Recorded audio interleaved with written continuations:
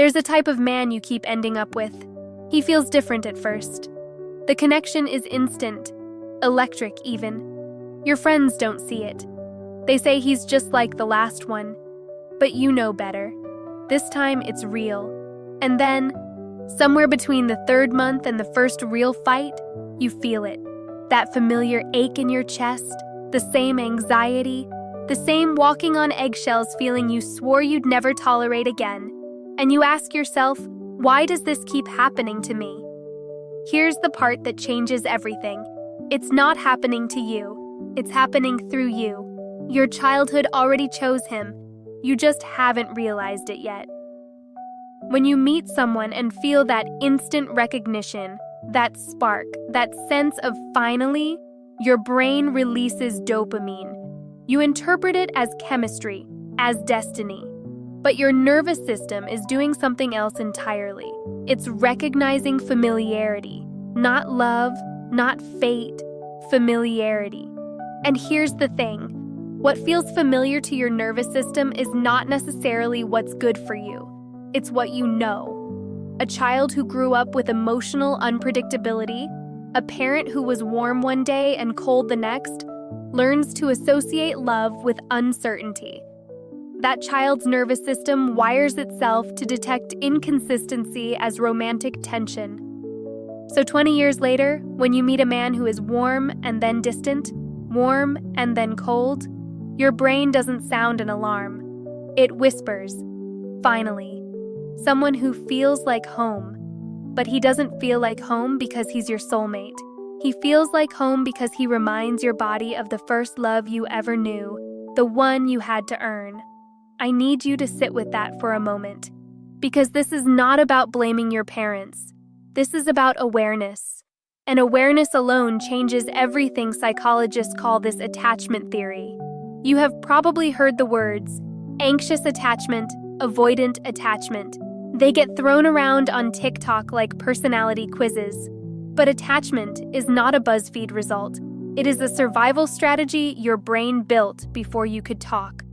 When a child's emotional needs are met consistently, they develop what's called a secure attachment. They learn, I am safe, people come back, love is reliable. When a child's emotional needs are met unpredictably, sometimes yes, sometimes no, they develop an anxious attachment.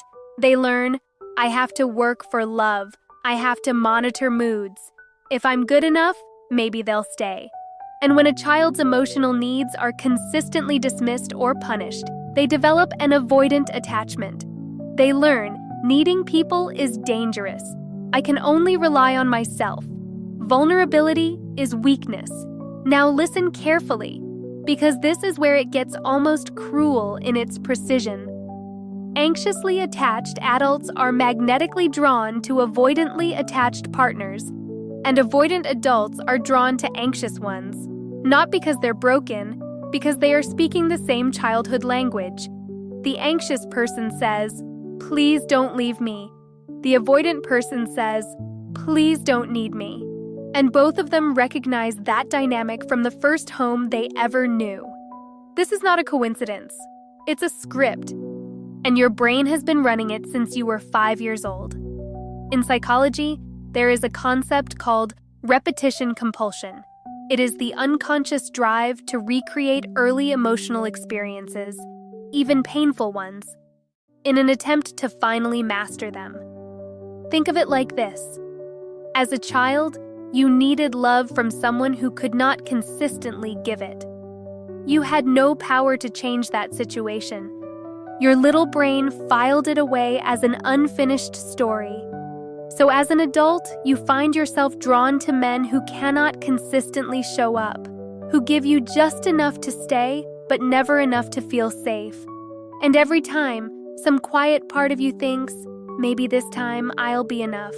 Maybe this time I'll finally get the ending I needed. But here's the truth that most people never let themselves hear. You cannot heal a childhood wound inside an adult relationship that recreates it. The man who pulls away and comes back, pulls away and comes back. He is not your chance to rewrite history. He is history repeating itself. And no amount of understanding him, explaining yourself to him, or shrinking yourself for him will change that.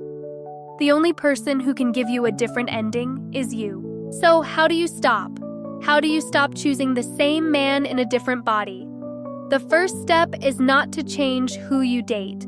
It's to change what feels familiar. Because here is what nobody tells you. When you start healing, a securely attached man might actually feel boring to you at first. He won't trigger that anxious high. He won't give you the dopamine spike of uncertainty. He will be consistent, available, safe.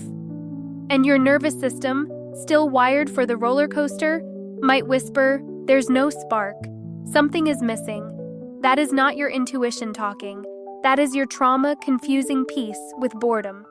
So the next time you meet a man who feels like fireworks the first week, pause. Ask yourself, is this chemistry or is this my nervous system recognizing a familiar danger? And the next time you meet a man who feels steady, calm, slightly unexciting, stay with it.